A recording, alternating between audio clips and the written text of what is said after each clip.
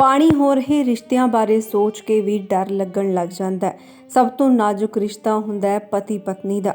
ਜੇਕਰ ਇਸ ਰਿਸ਼ਤੇ ਦੇ ਵਿੱਚ ਥੋੜੀ ਜਿਹੀ ਵੀ ਕਰਵਾਹਟ ਆ ਜਾਵੇ ਤਾਂ ਸਦਾ ਲਈ ਇਹ ਰਿਸ਼ਤਾ ਖਤਮ ਹੋਣ ਦੀ ਕਗਾਰ ਤੇ ਹੀ ਖੜਿਆ ਰਹਿੰਦਾ ਹੈ।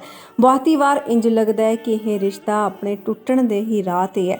ਪਰ ਕੀ ਹੋਵੇ ਜਦੋਂ ਪਤੀ ਦੇ ਵੱਲੋਂ ਵਹਿਸ਼ਿਆਨਾ ਹਰਕਤਾਂ ਸ਼ੁਰੂ ਕਰ ਦਿੱਤੀਆਂ ਜਾਣ, ਦਰਿੰਦਗੀ ਦਿਖਾਈ ਜਾਵੇ, ਆਪਣੀ ਪਤਨੀ ਦੇ ਨਾਲ ਮਾਰ ਕੁਟਾਈ ਕੀਤੀ ਜਾਵੇ ਅਤੇ ਉਸਦੀ 8 ਮਹੀਨੇ ਦੀ ਬੱਚੀ ਤੋਂ ਉਸਦੀ ਮਾਂ ਨੂੰ ਖੋਹ ਲਿਆ ਜਾਵੇ।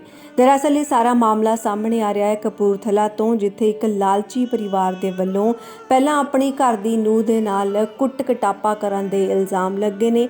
ਉਸ ਤੋਂ ਬਾਅਦ ਉਹਦੇ ਹੱਥ ਤੋੜਨ ਤੋਂ ਬਾਅਦ ਉਸਦੇ ਸਿਰ ਦੇ ਵਿੱਚ ਕੰਚ ਦੀ ਬੋਤਲ ਮਾਰਨ ਤੱਕ ਦੇ ਇਲਜ਼ਾਮ ਮਾਪਿਆਂ ਦੇ ਵੱਲੋਂ ਲਗਾਏ ਜਾ ਰਹੇ ਨੇ। ਇੱਕ ਫੌਜਣ ਕੁੜੀ ਜਿਸ ਦੇ ਵਿਆਹ ਨੂੰ ਹਲੇ 4 ਸਾਲ ਹੀ ਹੋਏ ਸੀ, 26 ਸਾਲ ਇਸ ਕੁੜੀ ਦੀ ਉਮਰ ਹੈ ਅਤੇ 8 ਮਹੀਨੇ ਦੀ ਧੀ ਦੀ ਮਾਂ ਬਣ ਚੁੱਕੀ ਸੀ ਇਹ ਕੁੜੀ। ਉਸ ਦੇ ਬਾਵਜੂਦ ਵੀ ਘਰ ਦੇ ਵਿੱਚ ਖੁਸ਼ੀਆਂ ਦੀ ਜਗ੍ਹਾ ਦੁੱਖ ਹੀ ਆਉਂਦੇ ਗਏ। ਪਤੀ ਦੇ ਵੱਲੋਂ ਪਤਨੀ ਦੀ ਮਾਰ ਕੁਟਾਈ ਕੀਤੀ ਜਾਂਦੀ ਸੀ ਤੇ ਇੱਧਰੋਂ ਸਹੁਰੇ ਦੇ ਵੱਲੋਂ ਵੀ ਆਪਣੀ ਨੂੰਹ ਨੂੰ ਕਿਹਾ ਜਾਂਦਾ ਸੀ ਕਿ ਘਰੋਂ ਜਾ ਕੇ ਲੱਖਾਂ ਹੀ ਰੁਪਏ ਲੈ ਕੇ ਆਵੇ। ਮਜਬੂਰ ਮਾਪਿਆਂ ਨੇ ਦੱਸਿਆ ਕਿ ਕਿਵੇਂ ਉਹ 4 ਸਾਲ ਦੇ ਵਿੱਚ ਕਈ ਵਾਰ ਇਸ ਕਰਕੇ ਹੀ ਚਿੰਤਾਵਾਂ ਦੇ ਵਿੱਚ ਘਿਰੇ ਰਹੇ ਕਿ ਕਿਤੇ ਸਾਡੀ ਧੀ ਦੇ ਨਾਲ ਕੁਝ ਗਲਤ ਨਾ ਹੋ ਜਾਵੇ। ਉਹਨਾਂ ਦਾ ਕਹਿਣਾ ਹੈ ਕਿ ਸਾਡੀ ਕੁੜੀ ਜਦੋਂ ਵੀ ਘਰ ਆਉਂਦੀ ਸੀ ਤਾਂ ਪੰਚਾਇਤਾਂ ਲਿਆ ਕੇ ਵਾਪਸ ਉਸ ਨੂੰ ਮੋੜ ਕੇ ਉਹ ਮੁੰਡਾ ਆਪਣੇ ਘਰ ਲੈ ਜਾਂਦਾ ਸੀ। ਕਹਿਣ ਨੂੰ ਤਾਂ ਉਹ ਪਤੀ ਸੀ, ਪਰ ਉਹਨੇ ਪਤੀ ਹੋਣ ਦਾ ਕੋਈ ਵੀ ਜਿਵੇਂ ਅੱਜ ਤੱਕ ਫਰਜ਼ ਹੀ ਨਾ ਨਿਭਾਇਆ ਹੋਵੇ। ਇਸ ਕੁੜੀ ਨੂੰ ਆਪਣੇ ਘਰ ਲਿਜਾਣ ਤੋਂ ਬਾਅਦ ਸਹੁਰੇ ਅਤੇ ਪਤੀ ਦੇ ਵੱਲੋਂ ਧਮਕੀਆਂ ਦਿੱਤੀਆਂ ਜਾਂਦੀਆਂ ਸੀ ਮਾਪਿਆਂ ਨੂੰ ਕਿ ਅਸੀਂ ਤੁਹਾਡੀ ਕੁੜੀ ਨੂੰ ਇਸ ਹੱਦ ਤੱਕ ਗਲਤ ਤਰੀਕੇ ਦੇ ਨਾਲ ਰੱਖਾਂਗੇ ਕਿ ਤੁਸੀਂ ਸੁਣ ਕੇ ਵੀ ਹੈਰਾਨ ਹੋ ਜਾਵੋਗੇ। ਅਤੇ ਅੱਜ ਹੋਇਆ ਵੀ ਇੰਜ ਹੀ, ਜਦੋਂ ਮਾਪਿਆਂ ਨੇ ਫੋਨ ਤੇ ਦੇਖਿਆ ਕਿ ਉਹਨਾਂ ਦੀ ਧੀ ਦੱਸ ਰਹੀ ਸੀ ਕਿ ਮੇਰੇ ਸਿਰ ਦੇ ਵਿੱਚ ਕੰਚ ਦੀ ਬੋਤਲ ਮਾਰੀ ਹੈ, ਹੱਥ ਉਸਦੇ ਤੋੜ ਦਿੱਤੇ ਗਏ ਅਤੇ ਹੋਰ ਵੀ ਕਈ ਤਰ੍ਹਾਂ ਦੀਆਂ ਵਹਿਸ਼ਿਆਨਾ ਹਰਕਤਾਂ ਕੀਤੀਆਂ ਗਈਆਂ। ਦਰਅਸਲ ਪੇਸ਼ੇ ਤੋਂ ਇਹ ਫੌਜਣ ਕੁੜੀ ਆਪਣੀ ਡਿਊਟੀਆਂ ਨਿਭਾ ਰਹੀ ਸੀ, ਪਰ ਪਿਛਲੇ ਕੁਝ ਦਿਨਾਂ ਕਰਕੇ ਇਸਨੇ ਛੁੱਟੀ ਲਈ ਸੀ ਕਿਉਂਕਿ ਇਸਦੇ ਹੁਣੇ ਇੱਕ ਛੋਟੀ ਜਿਹੀ ਧੀ ਨੇ ਜਨਮ ਲਿਆ। 8 ਮਹੀਨੇ ਦੀ ਉਹ ਬੱਚੀ ਜਿਸ ਦੀ ਪਰਵਰਿਸ਼ ਦੇ ਲਈ ਹੀ ਇਸ ਫੌਜਣ ਕੁੜੀ ਦੇ ਵੱਲੋਂ ਛੁੱਟੀਆਂ ਲਈਆਂ ਗਈਆਂ ਸਨ।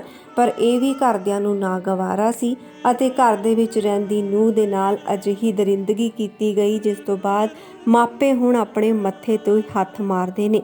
ਰੋਂਦੇ ਹੋਏ ਦੱਸਦੇ ਨੇ ਕਿ ਕਿਵੇਂ ਉਹਨਾਂ ਦੀ ਕੁੜੀ ਦੇ ਨਾਲ ਇਸ ਘਰ ਦੇ ਵਿੱਚ ਹੱਦੋਂ ਵੱਧ ਗਲਤ ਚੀਜ਼ਾਂ ਹੋ ਰਹੀਆਂ ਸਨ, ਜਿਸ ਦਾ ਸ਼ਿਕਾਰ ਜਿੱਥੇ ਕੁੜੀ ਹੋ ਰਹੀ ਸੀ ਉੱਥੇ ਹੀ ਮਾਨਸਿਕ ਸ਼ਿਕਾਰ ਮਾਪੇ ਵੀ ਹੋ ਰਹੇ ਸੀ। ਇਸ ਕੁੜੀ ਦੀ ਮੁਸਕਰਾਹਟ ਦੇਖ ਕੇ ਇੰਜ ਲੱਗਦਾ ਹੈ ਕਿ ਜਿਵੇਂ ਉਹ ਆਪਣੇ ਘਰ ਦੇ ਵਿੱਚ ਬੇਹੱਦ ਖੁਸ਼ ਹੋਵੇ, ਪਰ ਕੁੜੀਆਂ ਅਕਸਰ ਹੀ ਆਪਣੇ ਨਾਲ ਹੁੰਦੀਆਂ ਜ਼ਿਆਦਤੀਆਂ ਨੂੰ ਲੁਕੋ ਲੈਂਦੀਆਂ ਨੇ। ਮਾਪਿਆਂ ਦੇ ਕੋਲ ਆਪਣਾ ਦੁੱਖ ਦਰਦ ਖੁੱਲ੍ਹ ਕੇ ਬਿਆਨ ਨਹੀਂ ਕਰਦੀਆਂ ਤਾਂ ਕਿ ਉਹਨਾਂ ਦੇ ਮਾਂ-ਬਾਪ ਇਸ ਗੱਲ ਦੀ ਚਿੰਤਾ ਨਾ ਲੈ ਬੈਠਣ।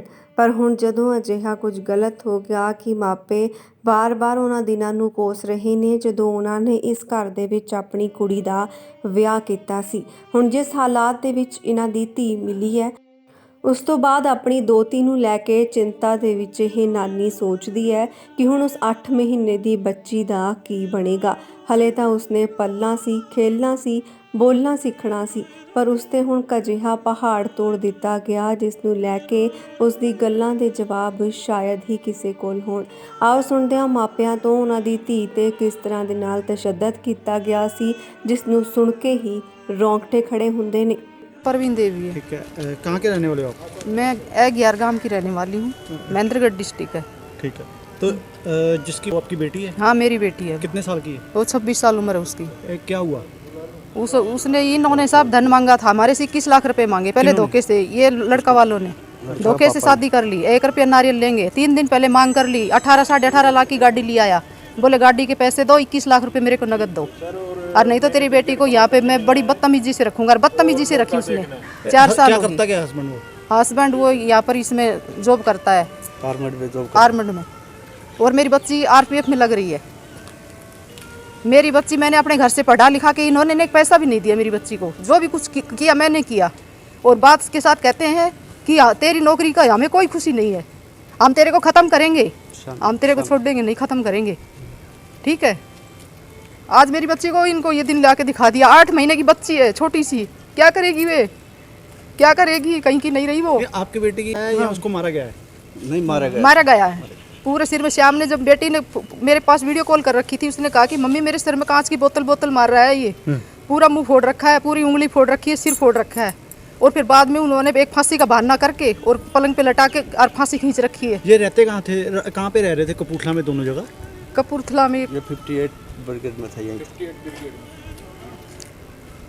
58 ब्रिगेड में रहते थे अब ये। क्या कहना चाहते हो सरकार को? सरकार को ये कहना चाहते हैं कि इन लोगों को सख्त से सख्त कार्रवाई मिलनी चाहिए। बहन बेटी की इज्जत जो बची इस जाए। बहन बेटी की इज्जत खराब करी है और इसकी जबरदस्ती से। आपका कहना मतलब है कि इन्होंने आपसे दाज की जो है वो मांगी? दहेज मांगा इन्होंने दहेज मांगा और बहुत बदतमीजी से मेरी बच्ची खत्म करी है इनको।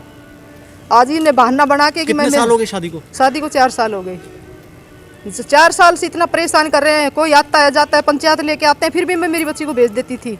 चलो कोई नहीं, अब भी सुधर जाएंगे। लास्ट टाइम पे लाके मेरी बच्ची खत्म कर दी इन्होंने। तो उसके हस्बैंड का क्या नाम है? योगेश। मेरा नाम मुकेश है। आप क्या लगते हो? मैं अंबिका का पापा लगता हूँ। ठीक है। तो कैसे ये कितने साल हो गए शादी को? शादी को 4 साल हो गए सर। ठीक है। तो कैसे ये यहाँ पे कपूरथला में दोनों जॉब करते थे? कपूरथला में योगेश जॉब करता था और अंबिका थी वो छुट्टी के ऊपर थी, वो रख रखी थी घर पे ही उसने। तो कोई डिलीवरी की छुट्टी ले रखी। तो कोई बच्चा वगैरह भी है? उसके लड़की है एक 8 महीने की। ठीक है। तो किस झगड़ा किस बात का चल रहा था दोनों? झगड़ा उसका 21, उसका पापा बोलता था कि 21 लाख रुपए ले तो मैं इसको रखूँगा, नहीं तो मैं इसको जितनी हो सके इतनी बदतमीजी से रखूँगा।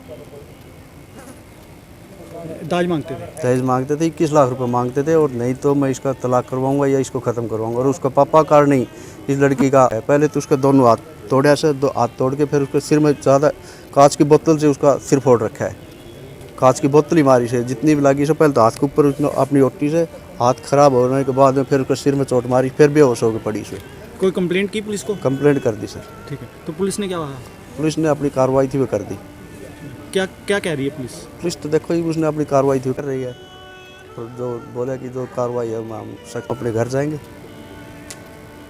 तो प्रशासन से क्या मांग करते हो? प्रशासन से ये है कि अपनी बहन बेटियों को बचाओ और समाज को बचाओ, नहीं तो आगे इतना बुरा हाल हो जाएगा कि बहन बेटी एक देश को बचाने वाली है, और ये ख़त्म होगी तो सृष्टि खत्म हो जाएगी।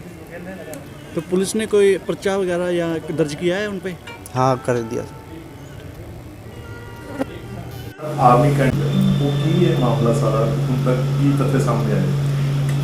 ਕੱਲ ਇੱਕ ਇਨਫੋਰਮੇਸ਼ਨ ਮਿਲੀ ਸੀ ਕਿ ਨਿਊ ਆਰਮੀ ਕੈਂਟ ਏਰੀਆ ਦੇ ਵਿੱਚ ਇੱਕ ਲੇਡੀ ਨੇ ਮੌਕੇ ਤੇ ਜਾ ਕੇ ਦੇਖਿਆ ਤੇ ਫਰਦਰ ਉਹਨਾਂ ਦੇ ਪੇਰੈਂਟਸ ਦੇ ਅੱਜ ਆਉਣ ਤੇ ਉਹਨਾਂ ਦੀ ਸਟੇਟਮੈਂਟ ਤੇ FIR ਲੌਂਚ ਕਰ ਦਿੱਤੀ ਗਈ ਹੈ।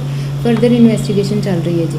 ਜਿਹੜੀ ਹੁਣ ਤੱਕ ਜਿਹੜੀ ਜਾਂਚ ਸਾਹਮਣੇ ਆਈ ਹੈ ਜਿਹਦਾ ਪੇਰੈਂਟਸ ਲੜਕੀ ਦੇ ਆਰੋਪ ਲਾ ਰਹੇ ਨੇ ਕਿ ਹੱਤਿਆ ਦਾ ਮਾਮਲਾ ਹੈ, ਸਾਡੀ ਇਨਵੈਸਟੀਗੇਸ਼ਨ ਕੀ ਜਾਂਚ ਕਰਕੇ ਆਏ? ਇਨਵੈਸਟੀਗੇਸ਼ਨ ਚੱਲ ਰਹੀ ਹੈ ਜੀ। ਜੋ ਵੀ ਫੈਕਟ ਸਾਹਮਣੇ ਆਉਣਗੇ ਉਹਦੇ ਹਿਸਾਬ ਨਾਲ ਬੰਦੀ ਨੈਕਸਟ ਕਾਰਵਾਈ ਅਮਲ 'ਚ ਲਿਆਂਦੀ ਜਾਊਗੀ। ਲੜਕੀ ਕਿੱਥੇ ਜੌਬ ਕਰਦੀ ਸੀ ਔਰ ਉਹਦੇ ਹਸਬੰਡ ਕਿੱਥੇ ਜੌਬ ਕਰਦੇ ਸੀ?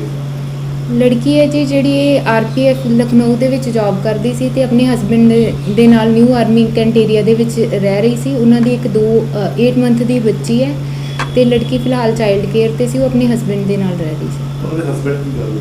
ਹਸਬੰਡ ਇੱਥੇ ਨਿਊ ਆਰਮੀ ਕੈਂਟ ਏਰੀਆ ਦੇ ਵਿੱਚ ਆਰਮਡ ਬ੍ਰਿਗੇਡ ਦੇ ਵਿੱਚ ਐਜ਼ ਅ ਕਾਂਸਟੇਬਲ ਜੌਬ ਕਰ ਰਹੇ ਨੇ। ਤੇ ਮੈਡਮ ਕੋਈ ਆਡੀਓਜ਼ ਵੀ ਮੀਡੀਆ ਦੇ ਹੱਥ ਲੱਗੀਆਂ ਨੇ ਜਿਹਦੇ ਵਿੱਚ ਜਿਹੜਾ ਹਸਬੰਡ ਆ ਉਹ ਉਹਨਾਂ ਦੇ ਪੇਰੈਂਟਸ ਨੂੰ ਧਮਕੀਆਂ ਦੇ ਰਿਹਾ ਕਿ ਮੈਂ ਕਦੇ ਵੀ ਇਹਨੂੰ ਮਾਰ ਦਾਂਗਾ, ਮੈਂ ਆਪਣੀ ਕੁਛ ਨਹੀਂ ਜਵਾਬ ਸਕਦੇ। ਕਿੰਨੀ ਗੱਲਾਂ ਵੀ ਸਾਹਮਣੇ ਆਈਆਂ ਨੇ। ਤਫਤੀਸ਼ ਚੱਲ ਰਹੀ ਹੈ ਜੀ। ਜੋ ਵੀ ਫੈਕਟ ਹੋਣਗੇ ਜੀ ਉਹਦੇ ਬੇਸਿਸ ਤੇ